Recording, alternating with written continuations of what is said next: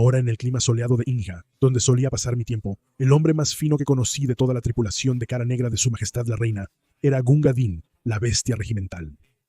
Era Din, Din, Din, tú cojeando mucho polvo de ladrillo, Gunga Din. Alto resbaladizo, trae agua para parar bajo, viejo ídolo de nariz aplastada, Gunga Din. Escrito en 1890, el poema Gunga Din fue uno de los más famosos del mundo en su época. Crónicas de la vida de un soldado británico en India, y ofrece un héroe improbable en la persona de Gunga Din, el portador de agua del regimiento, que representa una idea quizás sorprendente para el narrador soldado, que el valor de una persona no se define por su raza. El poema ha inspirado películas y canciones, y su famosa última línea, «Eres un hombre mejor que yo, Gunga Din», es un elogio a menudo citado. Pero el autor del poema, la persona más joven que jamás ha recibido el Premio Nobel de Literatura, vivió una vida trágica. Rudyard Kipling, el autor de clásicos tan queridos como El libro de la selva y El capitán valiente, sufrió una infancia abusiva y difícil. Llegó a ser uno de los autores más famosos de su tiempo, pero vivió una vida de tragedia. Padre de 3, solo uno de sus hijos le sobreviviría. La vida y las pérdidas de Rudyard Kipling son historia que merece ser recordada. Rudyard Kipling nació de Lockwood Kipling, director de una escuela de arte, y su esposa Alice en Bombay, India, el 30 de diciembre de 1865. Confía en el cuidado temprano de su hijo a una enfermera india que llevaba a Kipling con ella durante sus tareas diarias en el bazar. Estuvo con ella tanto que el primer idioma de Kipling y el que dijo que hablaba en sus sueños era el hindi, pero la enfermera siempre le recordaba a Kipling que solo hablara inglés con sus padres para que necesariamente supieran el grado de su fluidez. Los padres de Kipling estaban preocupados por la salud de su amable hijo. Le apodaron el pequeño amigo del mundo debido a su actitud amigable, y su segundo hijo, una hija llamada Alice, a quien todos llamaban Trix, nació unos años después. El tifus, el cólera y otras epidemias eran comunes, ya que se desconocían sus causas, y los Kipling creían que sus hijos estarían más seguros en Inglaterra. Encontraron una pensión en el sur de Inglaterra, que parecía el lugar perfecto, pero aparentemente no revisaron todas las referencias apropiadas, y fue una decisión desafortunada para Rudyard y Trix. Los Holloways, la familia que administraba la pensión, dijeron a los niños que sus padres los dejaron en Inglaterra, porque la familia era pobre y nunca tenía suficiente comida. Kipling recordó a la señora de la casa, interrogándolos sobre sus actividades diarias, y luego analizando cada respuesta para intentar atraparlo en una mentira. El hijo de los Holloway golpeó cruelmente al pequeño Kipling de 5 años con sus puños. Si los niños lloraban al recibir una carta de sus padres, los encerraban en el sótano por un día entero. La palabra ayuda fue tallada en las paredes de la casa por uno de los niños que los Holloway mantenían. Era desolador. Kipling siempre llamó a ese lugar la casa de la desolación. Posteriormente, Kipling escribió la novela semiautobiográfica Ba'a, Ba'a, Black Sheep, que describía las vidas de 2 niños de 6 y 3 años dejados al cuidado de una familia abusiva en el sur de Inglaterra. Los lectores de Kipling desconocían que había basado la historia en su propia vida. Cuando los labios jóvenes han bebido profundamente del odio, la sospecha y la desesperación, todo el amor del mundo no eliminará ese conocimiento, aunque puede que por un tiempo dirija los ojos hacia la luz y enseñe fe donde no habían. Ba'a Ba'a, Oveja Negra, 1889. 6 años después, cuando la madre de Rudyard vino a llevarse a sus hijos a casa, acostó a Kipling y fue a darle un beso de buenas noches. Alzó las manos instintivamente como para evitar un ataque. Entonces se percató de lo terrible que había sido para sus hijos la vida en la casa de huéspedes. Las cicatrices emocionales eran profundas. Trix lucharía con un trastorno que hoy se etiquetaría como bipolar durante toda su vida. Rudyard, por otro lado, sufrió periodos intermitentes de depresión y, según algunos historiadores, no pudo formar una relación cercana con su esposa. Kipling dijo que lidiaba con sus cambios de humor trabajando hasta 16 horas diarias. Más tarde escribiría a un amigo: «Mi cabeza está toda rara y voy a tener que arreglarla algún día», pero ese algún día nunca parecía llegar. Kipling estudió en el United Services College en Devon. Era otra escuela internado donde no necesariamente prosperó. Recordó estar aterrado mientras sus compañeros de clase lo colgaban de los tobillos fuera de una ventana del 5º piso de un dormitorio. Kipling, un soñador y estudioso poco atlético, fue considerado un estudiante mediocre. No obstante, Hay instantes en la vida de un joven donde, mediante un gran sufrimiento o falta, todo lo infantil en él se consume y cicatriza, pasando abruptamente a la más penosa adultez. El sueño de Duncan Perrinus, 1884. Pero había ecos de la anterior actitud amigable de Kipling hacia el mundo. Un compañero de clase lo recordaba como un pequeño rechoncho y juguetón, tan precoz como siempre. Después de graduarse del United Services College, Kipling trabajó en un periódico cerca de sus padres en Lahore, ahora parte de Pakistán. Kipling comenzó a publicar su poesía, la cual fue aclamada por el público casi desde el inicio de su carrera. Formó un fuerte vínculo con Walcott Ballester, un publicista estadounidense en Londres. Y cuando Ballester murió inesperadamente, Kipling se casó con la hermana del difunto, Carrie, en enero de 1892. La boda apresurada fue pequeña con solo 4 personas presentes porque Londres prácticamente se había paralizado. Una epidemia de influenza paralizante azotaba la ciudad. Kipling describió el ambiente en su biografía como si estuviera en medio de una epidemia de influenza, cuando los enterradores se habían quedado sin caballos negros y los muertos tenían que conformarse con los marrones. La pareja pasó su luna de miel en Estados Unidos y Japón, donde se enteraron de que su banco había colapsado, llevándose gran parte de su fortuna. Volvieron a Estados Unidos, el país de Carrie, y compraron una vivienda cerca de su familia en Brattleboro, Vermont.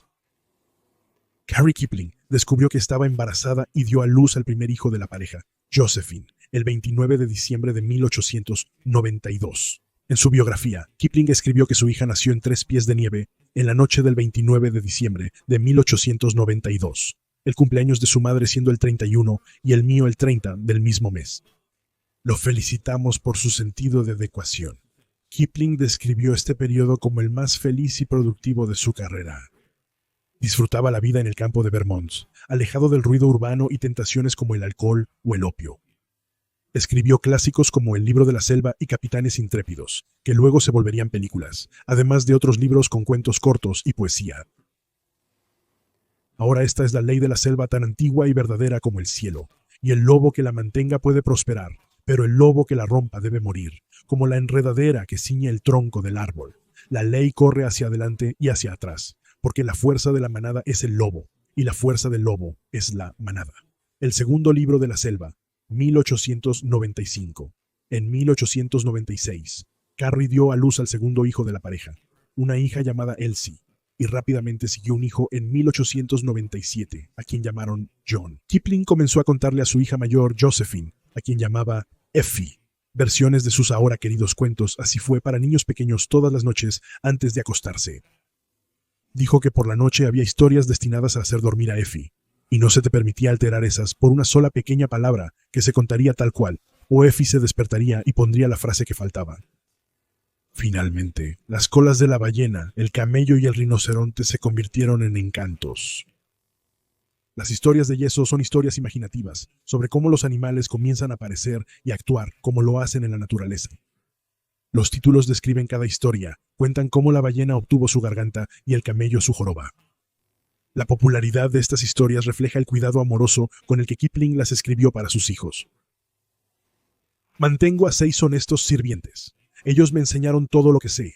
Sus nombres son qué, y dónde, y cuándo, y cómo, y por qué, y quién. El niño elefante, 1902. La vida idílica de los Kipling en Estados Unidos acabó tras un altercado público de Kipling con B.T. Ballester, hermano de Carrie. Ballester luchó con la adicción al alcohol y problemas de dinero. Tras amenazar públicamente con volarle la cabeza a Kipling, Ballester fue arrestado y enjuiciado, atrayendo considerable atención mediática por la fama de Kipling como escritor. Por su parte, Kipling parecía lamentar la pérdida de su privacidad, y finalmente regresó con su familia a Inglaterra para intentar recuperarla. Todos somos islas, gritándonos mentiras a través de mares de incomprensión. La luz que falló, 1891. Lamentablemente sufrió una de las mayores pérdidas de su vida. Josephine, la hija mayor de Kipling de 6 años, murió de neumonía el 6 de marzo, 1899. Kipling había estado enfermo al mismo tiempo, y al principio la familia temía que los perderían a ambos. Sin embargo, Kipling sobrevivió para descubrir que su hija no lo había hecho. El mundo es muy hermoso y es muy horrible, y no le importa tu vida, ni la mía, ni nada más. La luz que falló, 1891. Cuando Historias Así fue para niños se publicó en 1900, Kipling ilustró las historias personalmente. La publicación, poco después de la pérdida de Josefina, fue especialmente conmovedora. La pérdida cambió para siempre al autor según aquellos cercanos a él. El hombre que alguna vez fue descrito como un amigo del mundo sonreía y reía menos frecuentemente. La hermana de Kipling, Trix, dijo que se convirtió en un hombre más triste y duro. Kipling recibió el Premio Nobel de Literatura en 1907, siendo la persona más joven en obtener este honor, pero su fama ya parecía estar disminuyendo. Defendió el imperialismo y alentó a los países a seguir dichas políticas. Kipling escribió el poema La carga del hombre blanco para motivar a los Estados Unidos a asumir un papel más activo en Filipinas. Asume la carga del hombre blanco, envía a los mejores que crías, haz que tus hijos se exilien para servir a las necesidades de tus cautivos. La carga del hombre blanco, 1899. También respaldó la Primera Guerra Mundial e instó a su hijo John a participar en ella. Inicialmente, John fue rechazado de la Marina Real por su mala visión en el examen médico. Intentó enlistarse 2 veces más, pero fue rechazado. Y luego, utilizando las conexiones de su padre, Kipling se unió a los guardias irlandeses para participar en la sangrienta batalla de Loos, el mayor asalto británico de 1915. Se cree que 18 años fue destrozado por los proyectiles y nunca se encontró su cuerpo para que su familia pudiera llorar su pérdida. En 2015, la Comisión de Tumbas de Guerra del Commonwealth localizó la tumba de John Kipling, cuyos restos fueron enterrados en un cementerio francés. Si alguien pregunta por qué morimos, diles: porque nuestros padres mintieron. La Primera Guerra Mundial, en 1918, fue un duro golpe para Kipling y su esposa. Kipling mencionó que leía las novelas de Jane Austen a su esposa e hija. Repetidamente intentaba aliviar el dolor que sentía por la muerte de John. También se unió al grupo que luego sería la Comisión de Tumbas de Guerra del Commonwealth, en honor a su hijo fallecido. Kipling sugirió algunos de los versículos bíblicos que la comisión colocó en las piedras de los muertos en la guerra. También escribió una historia regimental de los guardias irlandeses, publicada en 1923. Algunos lo consideran uno de los mejores ejemplos de una historia regimental jamás escrita. Y había demasiados casi niños de los cuales no queda registro. Partieron de Worley con un sopor renovado.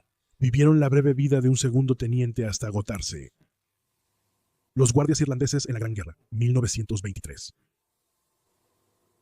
Kipling lamentaba la pérdida de sus hijos mientras su salud declinaba. Kipling sufrió de úlceras duodenales, que se cree que finalmente lo mataron a la edad de 70 años.